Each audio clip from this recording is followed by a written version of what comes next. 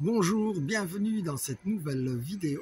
Et une amie m'envoyait une phrase qui l'avait touchée: laisse-toi être aimé. Et en fait, oui, se laisser aimer, ça fait toute la différence.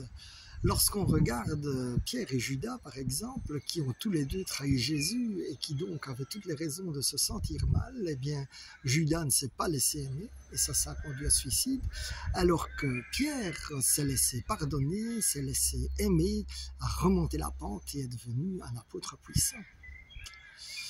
Alors, recevoir de l'amour, eh bien, en fait, il y a plein de gens qui ont difficile à recevoir. Moi, je me souviens d'une expérience que j'avais fait à Londres un peu par hasard, et donc j'avais un ticket de métro d'une journée, mais comme je quittais Londres, je dirais il était 16h et le ticket valait encore jusqu'à minuit.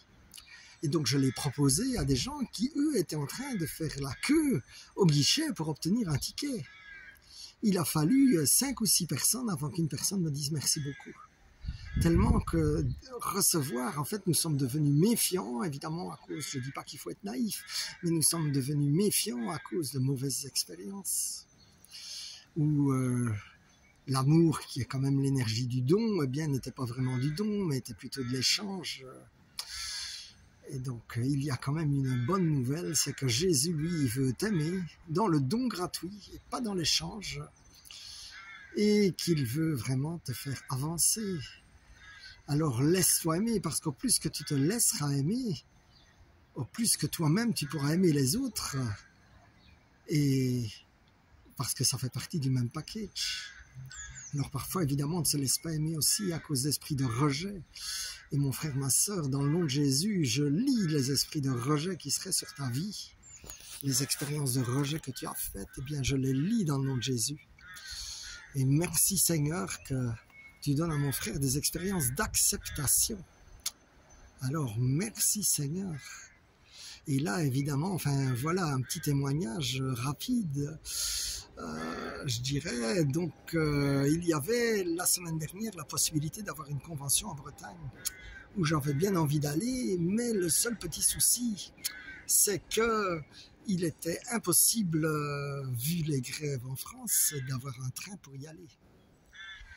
Alors j'ai essayé d'avoir un covoiturage en vain, et je dois admettre que je l'ai un peu perçu comme du rejet, mais heureusement ma coach m'a dit: n'oublie pas que les gens sont libres de te donner ou pas.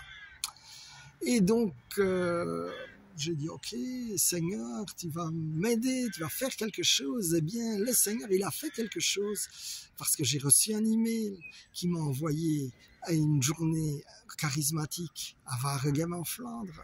Et le midi, alors que je pensais manger sur un banc en attendant la pause de la convention, eh bien un couple m'a invité chez eux à déjeuner.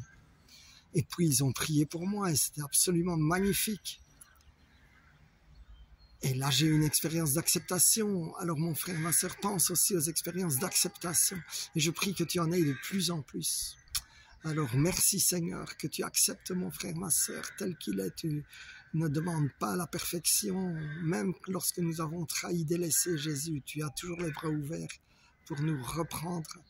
Alors merci Seigneur, que ton Esprit Saint vienne maintenant sur mon frère, ma sœur, vienne le bénir et vienne lui montrer combien, eh bien, là où il y avait l'aridité de la peur du rejet, l'aridité de ne pas se laisser aimer, eh bien tu fais couler des ruisseaux, comme le dit Isaïe 43.